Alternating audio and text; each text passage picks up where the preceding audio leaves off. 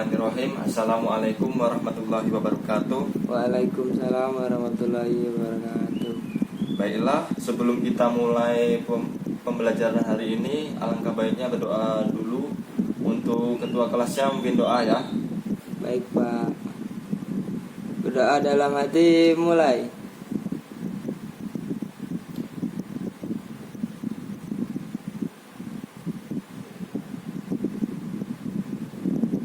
Selesai. Oke, Bapak sekarang akan menjelaskan struktur jaringan tumbuhan. Untuk anak-anak sudah tahu tentang materi struktur jaringan tumbuhan? Belum Pak. Oke, Bapak sini akan menjelaskannya.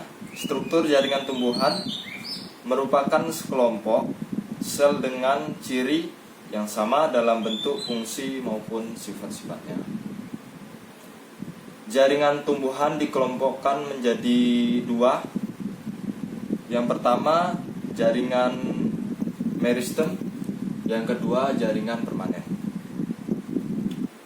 Untuk jaringan meristem terdiri dari sekelompok sel tumbuhan yang aktif membelah.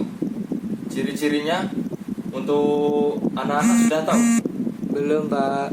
Kok belum tahu? Kan sudah belajar kemarin. Oke, Bapak jelaskan sekarang ya. Ciri-cirinya ukuran selnya kecil. Yang pertama, ciri-cirinya ada 4. Yang pertama ukurannya selnya kecil. Yang kedua, oh salah Bapak, ciri-cirinya ada 5. Untuk ciri-cirinya yang pertama ukurannya selnya kecil. Yang kedua berdinding tipis. Yang ketiga nukleus relatif besar. Yang keempat vakuola berukuran kecil. Yang kelima kaya akan sitoplasma. Oke, sekarang masuk ke jaringan permanen. Jaringan permanen merupakan jaringan yang bersifat non-meristematik, tidak tumbuh dan tidak berkembang lagi, terbentuk oleh adanya diferensiasi dari sel-sel meristem. Jaringan ini meliputi epidermis, parenkim, penyokong, pengangkut, serta jaringan gabus. Jaringan epidermis merupakan lapisan yang luar pada setiap organ tumbuhan, yaitu akar, batang, dan daun. Sebagaimana pelindung bagian dalam organ tumbuhan. Pelindung terhadap beberapa gangguan seperti yang pertama, hilangnya air karena adanya penguapan. Yang kedua, kerusakan mekanik. Yang ketiga, perubahan suhu. Yang keempat, hilangnya zat-zat makanan. Sampai sini untuk anak-anak sudah jelas? Jelas Pak.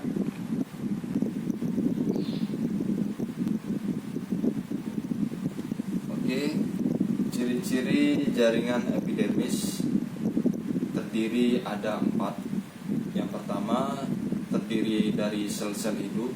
Yang kedua berbentuk persegi panjang.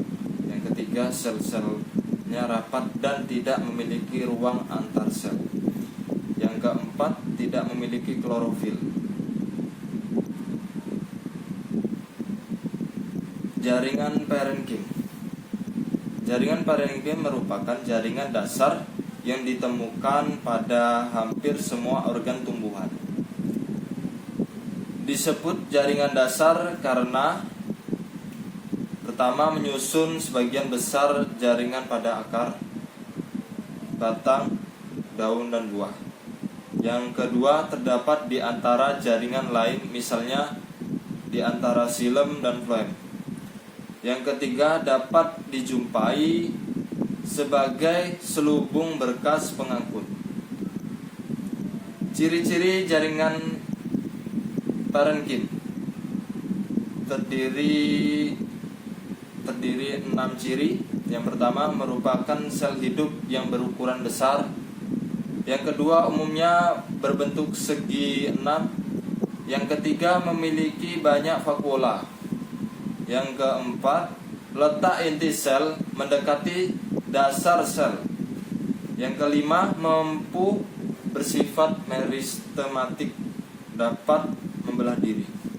Yang keenam, memiliki ruang antar sel yang banyak sehingga letaknya tidak rapat. Sekarang kita masuk materi ke jaringan penguat. Fungsinya untuk memperkokoh tubuh tumbuhan. Ada dua jenis jaringan. Yang pertama, jaringan Kolenkin. Jaringan Kolenkin memiliki dinding sel mengandung selulosa, pektin, dan hemiselulosa. Yang kedua, terdapat di bawah epidermis, batang, tangkai, daun, dan ibu daun. Yang ketiga, sel-selnya mengalami penebalan selulosa. Yang keempat, merupakan jaringan penguat terutama pada organ-organ yang masih aktif mengadakan pertumbuhan. Yang kedua, jaringan sklerenkin. Yang pertama, hanya terdapat pada organ tumbuhan yang tidak lagi mengadakan pertumbuhan dan perkembangan. Yang kedua, terdiri atas sel-sel mati. Yang keempat, yang ketiga, dinding selnya sangat tebal dan kuat karena mengandung lignin.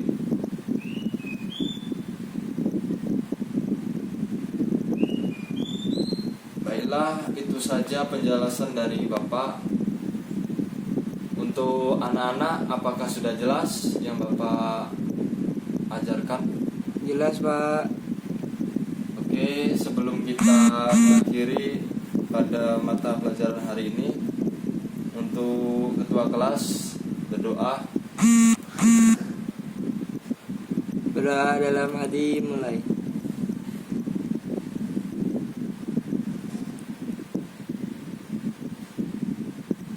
Selesai.